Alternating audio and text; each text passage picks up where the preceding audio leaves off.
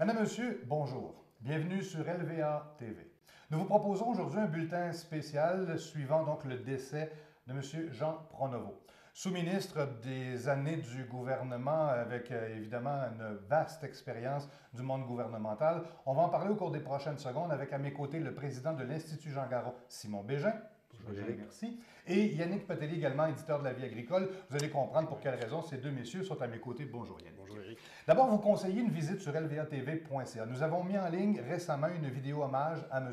Jean Pronovo et également deux entretiens dans un premier temps avec Michel Saint-Pierre, un sous-ministre, mais aussi un bon ami de Jean Pronovo. Vous aurez l'occasion de découvrir l'entretien que M. Petelli a tenu avec Michel Saint-Pierre et Christine Saint-Pierre. Jean Pronovo et Mme Saint-Pierre se sont connus à la SODEC à une certaine époque, évidemment au gouvernement également. Vous pourrez revoir tout cela sur lvatv.ca.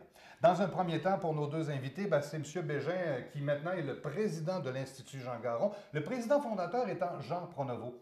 Quelle est cette histoire? Qu'est-ce qui vous amène à l'Institut Jean Garon? Écoutez, moi, j'ai eu le privilège de connaître deux personnalités importantes, majeures, qui ont marqué l'histoire du Québec.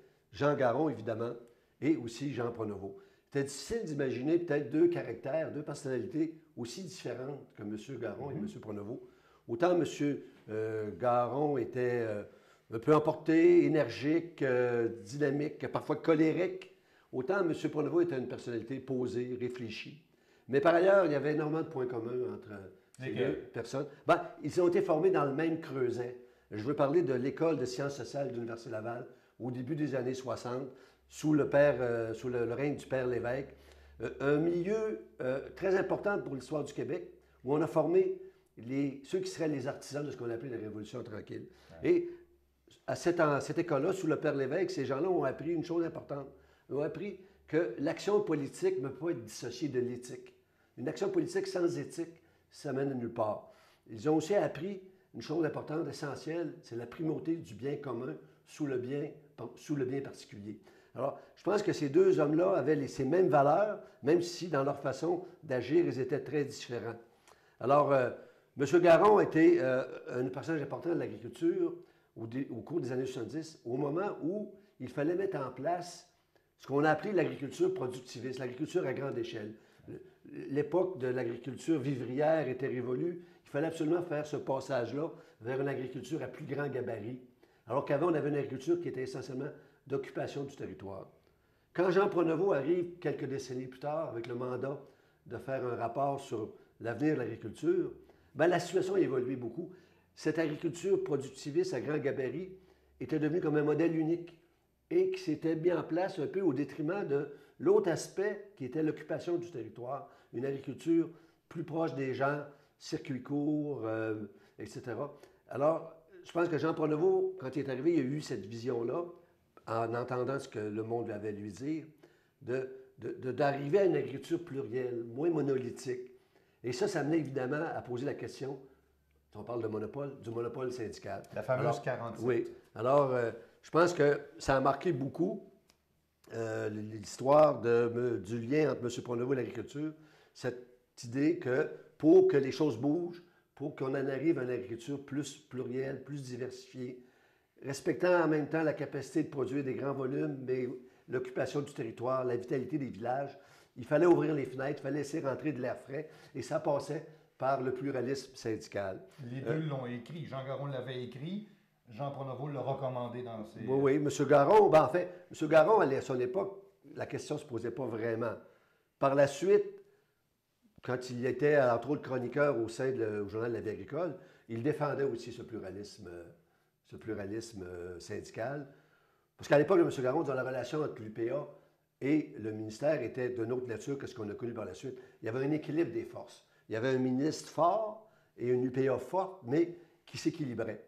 Par la suite, on a vu les choses évoluer et malheureusement, il y a eu, je pense, un déséquilibre dans ce rapport de force-là. Et c'est une des choses, je pense, qu'il faut corriger. Dont nous discutons encore aujourd'hui. Oui, dont nous discutons encore aujourd'hui. Vous avez été attaché presse politique? Attaché de presse, chef de cabinet, différents rôles. Et donc, le deuxième après le président fondateur, c'est de gros souliers à chausser à l'Institut. Écoutez, oui, M. Pronovo nous avait prévenu, quand il a accepté d'être le président fondateur, que son mandat devrait se terminer un jour. On a toujours souhaité, espéré que ça soit le plus long possible. Il y a eu, puis en fait, je pense que l'Institut ne serait pas ce qu'elle est aujourd'hui si on n'avait pas eu M. Pronovo. Il a été capable d'aller chercher des appuis de prestige. Je pense à Claude Belland, Laure Varidel, les doyens de plusieurs facultés d'agriculture. C'est grâce à la présence de M. Pronovo au sein de l'Institut que ces gens-là ont adhéré. Il a été aussi très déterminant dans les soutiens financiers qu'on a pu aller chercher. Alors, c'est sûr que c'était des gros souliers à prendre, à apporter, mais on a un peu l'héritage encore de M. Pronovo avec nous parce qu'au sein du conseil d'administration de l'Institut, on a pu aller recruter des personnes comme Suzanne Dion, Mme Suzanne Dion et Guy de Bailleul, qui ont été les chevilles ouvrières, qui ont été des adjoints très importants de M. Pronovo lorsqu'il a présidé la commission sur l'avenir de l'agriculture. Donc, c'est sûr que l'Institut va toujours continuer à s'inspirer à la fois de l'esprit de Jean Garon, mais aussi de l'héritage de M. Pronovo qu'on retrouve dans son rapport, avec, entre autres, comme je vous disais, des personnes au sein du conseil d'administration qui ont travaillé à ce rapport-là. Merci, M. le Président. Bonne chance pour la suite. Merci beaucoup. D'ailleurs, maintenant, on va s'adresser à Yannick Patelli, éditeur de La Vie agricole, pour comprendre comment on a, dirais-je, attiré Jean Pronovo à l'Institut Jean Garon, parce que vous êtes avec Guy Duval, ceux qui avaient fait les démarches. Oui, ben en fait, il faut savoir que quand Jean Garon décède le 1er juillet 2014, on est en réflexion avec Simon Bégin, qu'on a connu dans le cadre de l'écriture des mémoires de Jean Garon, avec la famille Garon, et on réfléchit, bon, qu'est-ce qui pourrait en fait symboliser la philosophie de Jean Garon. On finalise notre réflexion sur le fameux Institut Jean Garon, avec l'idée de faire des débats dans la société québécoise sur l'agriculture. Puis on se dit, ben là, il faut que ça soit, quand on va faire le lancement qui se fait le 9 novembre 2016, il faut que ça soit gros, il faut que ça soit à la hauteur de ce qu'était l'image de Jean Garon. Donc on dit, ça prend un personnage. Et on réfléchit quel type de personnage au Québec, notamment dans le monde agricole, peut lever ça. Puis on se dit tous, ben c'est Jean Pronovo, parce qu'on a tous suivi depuis 2006-2008 l'évolution de la commission, le rapport Pronovo et tous les débats qui ont entouré ce rapport. Donc là, avec Guy Duval, qui est président de La Vie agricole, on décide qu'on appelle M. Pronovo. Puis, de la même façon qu'on avait un peu, j'allais dire dragué Jean Garon, c'est un peu ce qu'on a fait avec Jean Pronovo. On l'invite au restaurant, on discute, qui on est, qu'est-ce qu'on fait. On a un journal indépendant, pas un institut. On est initiateur de ça, mais la famille Garon est avec nous, Simon Bégin est avec nous. Donc, on a quelques échanges, puis ça se termine vite, parce que finalement, c'est deux, trois dîners. Le troisième dîner, on est au Mato, sur le boulevard, un chemin Miran, en fait, à Québec. Puis, Guy Duval dit comme ça à M. Pronovo, on a pensé à quelque chose, on ne veut pas juste vous impliquer dans l'Institut comme administrateur, on vous verrait comme président fondateur. Et là, M. Pronovo est quand même surpris, en même temps flatté. Une réaction heureuse, mais en même temps, nous, on se dit, nous, on est comme deux petits-enfants qui arrivons près de M. Pronovo, puis on espère juste l'amadouer un peu. Lui, il est comme flatté, honoré de... Et là, Guy Duval, avec l'humour qu'on lui connaît, il dit comme ça, bah, écoutez, M. Pronovo, de toute façon, il reste 12 minutes avant le dessert, il reste 12 minutes, dans 12 minutes, il faut savoir. Et là, il est parti à rire. Là, il a compris que derrière ça, il y avait beaucoup de simplicité, beaucoup d'humour. Et il a dit, écoutez, M. Duval, je vais peut-être prendre 24 heures quand même. Et là, on avait compris déjà que c'était oui. Le lendemain, il a rappelé Guy Duval, puis c'était réglé, c'était oui, j'y crois. Il faut faire le débat que vous voulez faire, je vais vous aider là-dedans. Et après, comme dit Simon, tout a déboulé grâce à ça, parce qu'en fait, entre l'été 2016 et le 9 novembre 2016, où on fait le lancement, il y a quand même toute la campagne privée qu'on a pu faire. Il y a quand même des amis de l'Institut. On a levé quelques dizaines de milliers de dollars dans le monde privé.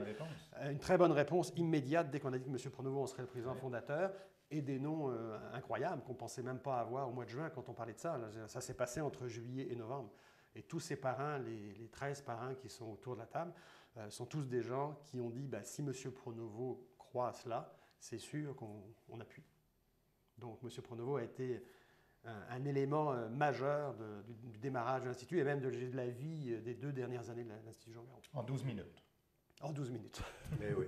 Merci, messieurs, de votre passage. Merci, pour ce bulletin spécial. Évidemment, nous aurons d'autres moments de se remémorer la mémoire de Jean Pronovo à l'occasion, entre autres, de ses funérailles. Si vous regardez cet entretien avant le 14 janvier, visitez le site de l'Institut Jean Garon, où nous aurons l'occasion de publier les dernières informations. Sachez que l'Institut Jean Garon est bien en selle, ça va très bien à ce niveau-là, avec Simon Bégin qui en est maintenant le président qui assume la suite des choses. Et nos studios communs nous permettent de vous proposer différents contenus. Merci d'avoir été là et à la prochaine sur lvatv.ca.